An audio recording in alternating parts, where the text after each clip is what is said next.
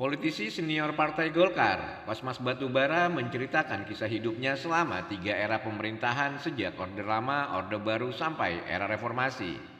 Kosmas Batubara lahir di desa Purbasaribu, sebuah desa yang indah di tepi Danau Toba, Kabupaten Simalungun, Sumatera Utara pada 19 September 1938. Ayahnya Karel Batubara seorang mandor pekerjaan umum, meninggal ketika dia berusia 8 tahun. Sejak itu, ia turut membantu perekonomian keluarga dengan berdagang. Kosmas dewasa masih harus kerja keras. Ia melaksanakan ikatan dinas dengan mengajar di Yayasan Strada dan mengikuti kuliah kelas sore di perguruan tinggi publisistik. Sejak kuliah itulah, dia mulai bergabung menjadi anggota PMKRI hingga menjadi ketua umum pengurus pusat pada tahun 1963 sampai 1967. Pada era ini, terutama tahun 1966, Kosmas dan beberapa aktivis mahasiswa gencar mendemo Soekarno. Mereka menuntut pembubaran PKI dan meminta Soekarno mundur. Demonstrasi di masa itu dikenal dengan demo Tritura atau Tiga Tuntutan Rakyat yang salah satunya adalah pembubaran PKI.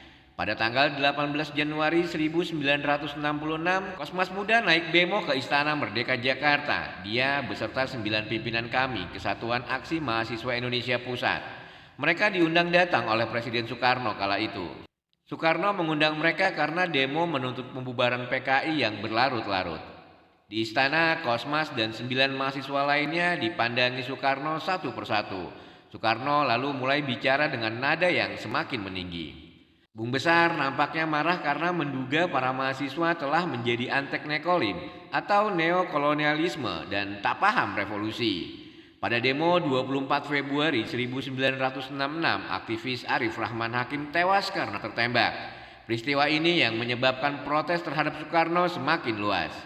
Selepas kejatuhan Soekarno pada tahun 1967, Kosmas melanjutkan kuliah di Fakultas Ilmu Sosial dan Politik Universitas Indonesia.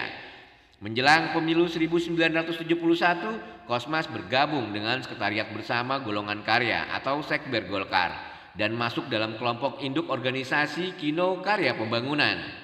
Berkat gerilya Golkar ke daerah-daerah, Golkar pun berhasil memenangkan pemilu 1971.